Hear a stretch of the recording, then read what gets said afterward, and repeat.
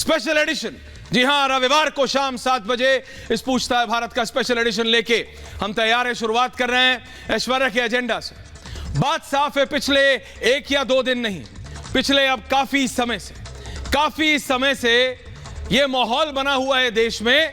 जी हां, loud speaker को लेके, बुलडोजर को लेके, हर चीज को लेके धर्मों में चीजों को बांट दिए गए।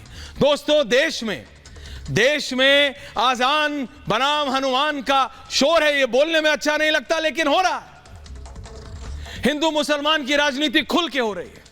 लाउड स्पीकर के शोर और जोर के बहस, ये जो हो रहा है इस देश में, ये आखिरकार किस लिए? देश में आस्था की आवाज पर इतना घमासान क्यों मचा हुआ है?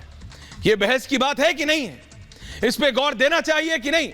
अभी जब मैं आपसे बात कर रहा हूं तो एक नहीं, दो बहुत महत्वपूर्ण रैलियां दोनों महाराष्ट्र में होने वाली हैं। एक राज ठाकरे की, जी हां, वही राज ठाकरे जो अब से 3 दिन पहले भगवा पहने। ऐसा लग रहा था पूरे देश में, यह कहा गया कि भाई लगा जैसे बाला साहब दोबारा आ गए।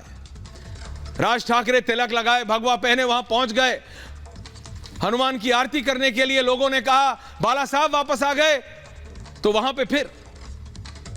पे फिर दोबारा टिप्पणी की गई। वो राजनीतिक टिप्पणियों पे मैं नहीं जा रहा हूं, लेकिन बाला साहब ठाकरे का एक स्टैचर था, उसमें कोई दो राय नहीं।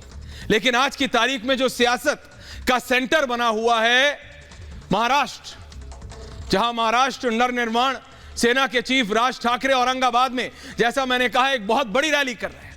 पूरे प्रदेश में उन्होंने लाउड स्पीकर, जिसे भोपू भी कहा जाता ना, उसको लेके उसकी आवाज डाउन करने का 3 मई तक का अल्टीमेटम देके रखा है।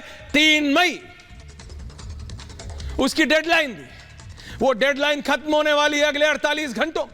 वहीं दूसरी तरफ योगी आदित्यनाथ बाबा के राज में आवाज बिल्कुल धीमी कर दी है। मंदिर हो, मस्जिद हो, गिरजाघर हो, गुरुद्वारा हो, सारे धार्मिक स्तरों से या तो लाउड स्पीकर हटा लिए गए हैं या फिर उनकी आवाज एक पर्टिकुलर एक माप के नीचे कर दी गई है। अब मैं बोलूं डेसिबल लेवल, डेसिबल सब, उसमें टेक्निकलिटी में नहीं जा रहा, लेकिन असलियत यह है, यह देखा नहीं गया कि यह मंदिर है या यह मस्जिद है, यह गुरुद्वारा है या यह गिरजाघर है। यह देखा गया कि एक नियम है, उस नियम को लागू करो। हनुमान जयंती पर, रामनवमी में 700 जुलूस उत्तर प्रदेश में निकले, लेकिन एक भी जगह दंगा तो छोड़िए, हुड़दंग की भी आवाज नहीं आई। क्यों? क्योंकि नियम सबके लिए बराबर किए गए। राजस्थान में क्या हुआ, करौली में क्या हुआ, अलवर में क्या हुआ, सालासर में क्या हुआ, पंजाब में क्या हो गया 2 दिन पहले। बात साफ है। एक तरफ वो व्यक्ति है जो भगवा पहने हुए हैं, आदित्यनाथ योगी बाबा भगवा पहने हुए हैं, एंड प्राउड। वो कहते हैं कि I am proud to wear bhagwa. उनको गर्व है कि वो भगवा पहनते हैं। वो उनका अपना निजी डिसीजन है। लेकिन एक तरफ वो है जो भगवा पहनते हैं, लेकिन जो उनका डिसीजन है, जो उनके निर्णय हैं, वो सबके लिए बराबर हैं। वो हिंदू, मुसलमान, सिख, ईसाई में अलग अलग नहीं करते, नहीं देखते। जिस गांव में बिजली देनी है, ये नहीं देखते कि उस गांव में हिंदू ज्यादा है या फिर मुसलमान ज्यादा। और दूसरी तरफ बिल्कुल सफेद इसी तरह की शर्ट, इसी तरह का कुर्ता पहन के कई नेता हैं जो कहते हैं कि हम सबके लिए एक समान है, लेकिन निर्णय क्या लेते हैं? मंदिरों पे ड्रिलिंग मशीन चलती है, कटर चलते हैं। करौली में क्या होता है? बात साफ है। एक तरफ वो जो दिखने में आपको चाहिए कि सबके लिए एक जैसा हो, या काम चाहिए। मैं बार बार ये इसलिए कहता हूं क्योंकि योगी आदित्यनाथ को, बाबा को, पूरा विपक्ष ये पेंट कर देना चाहता है। पेंट यानी ये बता देना चाहता है कि भाई देखो, ये एक ऐसा मुख्यमंत्री है जिसको जनता ने दूसरी बार जिताया है, लेकिन फिर भी ये सिर्फ एक खास समुदाय के लिए, खास धर्म के लिए काम करता है। इलेक्शन जीतने से पहले आज मेरे साथ 1 या 2 नहीं, 8 गेस्ट होंगे, सभी स्टूडियो में होंगे अगले कुछ क्षणों में। वहीं अगर राज ठाकरे या देवेंद्र फडणवीस की रैली लाइव आई तो मैं जाऊंगा, उस पर सुनाऊंगा आपको क्या कह रहे हैं राज ठाकरे औरंगाबाद में और क्या कह रहे हैं देवेंद्र फडणवीस महाराष्ट्र में। सुनाऊंगा आपको, लाइव ट्रांसलेशन करके हम दिखाएंगे आपको, अगर वो मराठी में बोलेंगे तो भी।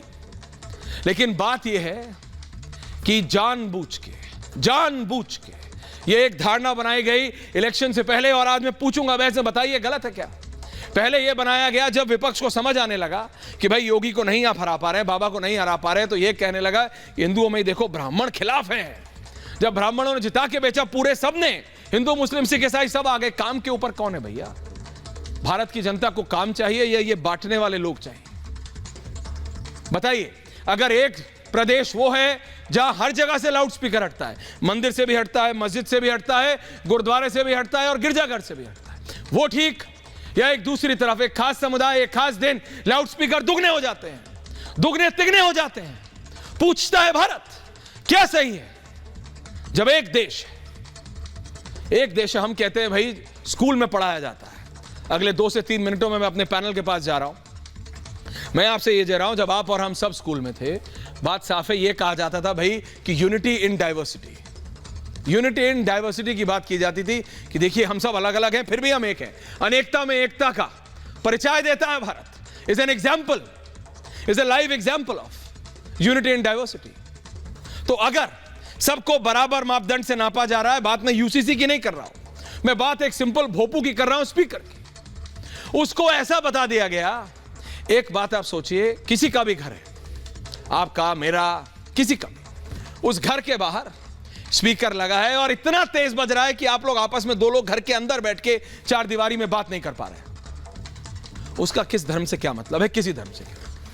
और अगर सरकार यह निर्णय लेती है, देखिए बहुत सिंपल है, सरकार यह निर्णय लेती है कि भाई देखिए पूरे प्रदेश में या पूरे राष्ट्र में या पूरे इलाके में स्पीकर चलेंगे तो एक लेवल के कम चलेंगे। अगर आपके घर में पार्टी है, मैं बहुत सिंपल कह रहा हूं, आप इतनी तेज स्पीकर चला दे, क्या आपका पड़ोसी आके नहीं बोलेगा?